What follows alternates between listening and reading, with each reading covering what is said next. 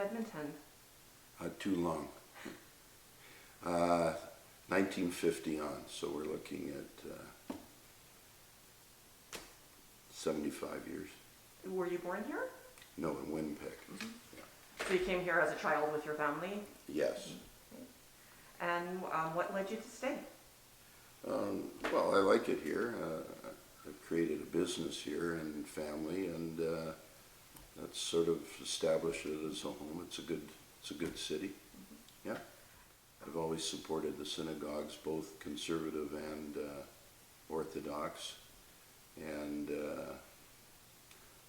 other ones, and involved in the Jewish school. That came a little later down the road. I also was involved with the United Israel Appeal campaigns in the late 1970s, ran the campaign in 1981, raised a record amount of money, and then got involved with Young Leadership at the time, and then moved on, in my own business world, and then came back in about 1994 as the fundraising chairman of the Edmonton Talmud Torah. Mm-hmm. So I was involved with selling the old school, with negotiating with the city of Edmonton Public for the location we got, and dealing with the rest of the board in terms of the building as you see it today, which is probably the most modern Jewish school in Canada. And even though it's 27 years old, it still looks brand new. Mm-hmm. But the layout is perfect. We had an amazing architect and worked with him, as did the building chairman, Mr. Randy Seufer. Mm-hmm. It goes in phases.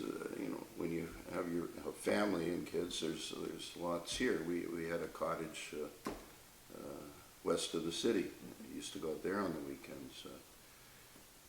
There's a lot. The parks in Edmonton, the different events during the summer.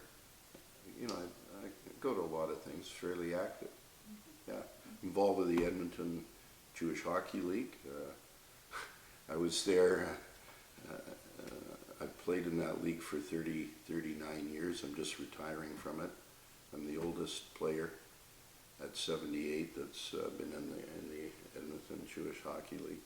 So that's been an important part. That's a way of meeting younger people and others, which has been a positive thing. My kid is now going to Camp B'nai B'rith. I went to Camp B'nai B'rith. So there's, you take advantage of what you feel is there for you at a certain time in life when it is. In the last few years, the community here has been shrinking, and majority of my friends have moved away. So when you take a look at my kids at Talmud Torah, probably 80% have left Edmonton over the last 20, 30 years. They're all in Toronto or Vancouver. The parents are all following them there, so this community is currently in dire straits, out of the way I see it, but we're still dealing with we're expanding at the Talmud Torah in terms of attendance. The school is getting better and better, and that's sort of the only hope for the future that I see here for young families. Yeah, that was a long time ago. There were several Jewish newspapers. Most of them were just advertising rags. And there were people writing anti-Israel articles in the Jewish papers because the editors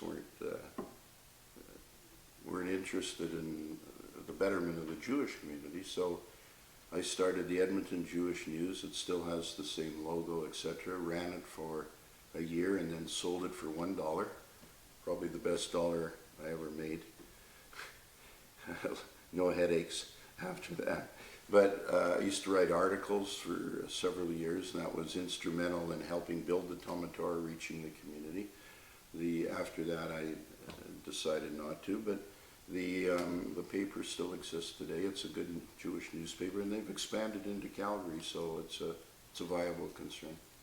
Yeah. 1981, when West Edmonton opened up, I opened up a store next to the Hudson Bay and called it San Francisco by the Bay, and went on to open over 200 stores across Canada, from Newfoundland to Victoria, and operated the stores for 30 years. Also, we were the first, with my son helping me, we were the first to open up these Halloween pop-up stores. We had over probably 40 of them over a period of 4 or 5 years, called Halloween distributors. Also did kiosks in the malls right across Canada, about 90 of those. And so I was very active in the retail business, but retired from that 12 years ago, let the leases end, and been retired ever since.